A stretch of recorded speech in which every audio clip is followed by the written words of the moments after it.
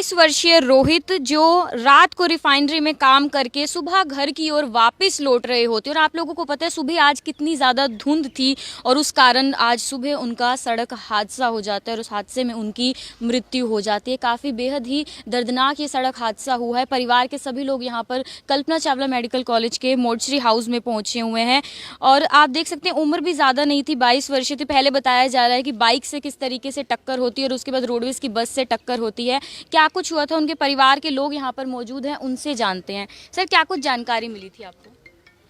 Madam, रात को duty करके वापस वो अपने घर की तरफ आ रहा था सुबह 8 बजे और उसके बाद वो सामने से आ रही बाइक में टकराया और ऊपर से रोडवेज बस निकली है उनके ऊपर से निकली। हाँ, मौके पर ही मौत हो गई? हाँ, मौके पर मौत हो गई। उसके साथ उसके ताऊ का लड़का था। अच्छा, वो ठीक है? उनको भी चोट आई है। उनको चोट लगी है। हाँ। और कहाँ काम करते थे? वो पानीपत के पास कोई फैक्ट्री है रिफाइनरी में, उसका नाम है कोई लिमिटेड। तो रोजाना इस तरीके से नाइट ड्यूटी रहती थी उनकी? हाँ, कभी दिन की कभी रात की। तो रात की ड्यूटी करके वो घर वापस आ रहा था। तो और घर परिवार में कौन कौन मौजूद है? छोटा भाई है, एक बहन है और माता पिता है। आप कौन लगते हैं उनको? परिवार से ही है। आप परिवार से? हाँ। कहाँ के रहने वाले हैं? गाँव गोंदर का है वो। तो कंप्लेंट दर्ज करवाई गई है कुछ? हाँ, ये मुनक थाने में कराई है। मुनक थाने में करवाई हाँ गई जी। है, थाना बोले। पर आप लोग गोंदर में रहते हैं? गोंदर में रहते हैं। क्या कुछ अपील करना चाहेंगे सर? क्या कुछ अपील करना चाहेंगे? देखिए, आज बहुत ही दर्दनाक घटना हुई। मैं गोंदर से मास्टर रण सिंह। जैसे ही मुझे गांव में पता लगा कि हमारे गांव के एक युवक रोहित, जो उनके साथ उनके एक ताऊ जी का लड़का, वो दोनों जो रिफाइनरी है उसमें पार्क इंडस्ट्रीज में काम करते हैं। रात की ड्यूटी थी। जैसे रात की ड्यूटी पूरी करके वो सुबह 8 बजे जैसे ही अपनी कंपनी से घर वापस आ रहे थे तो वहाँ मुनकैड के पास सामने से एक बाइक आई। धुंध ज़्यादा थी तो मोटरसाइकिल आपस में हल्की सी टकराई।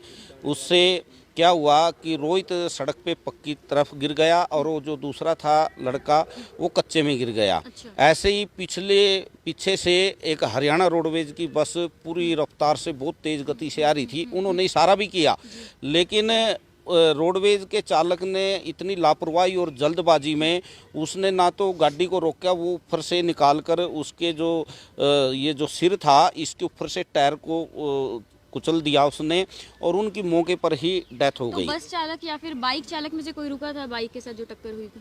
नहीं, बाइक वाले तो आपस में रुक गए थे, लेकिन जो हरियाणा रोडवेज की बस थी जो चालक वो नहीं रुके। हालांकि धुंध भी काफी ज्यादा थी। धुंध भी काफ़ी थी। तो उसमें फिर हमारे को पता लगा तो हम गोंदर से आए। फिर हमने मुनक थाना के अंदर इसकी शिकायत दर्ज कराई है, उसमें FIR दर्ज कराई है।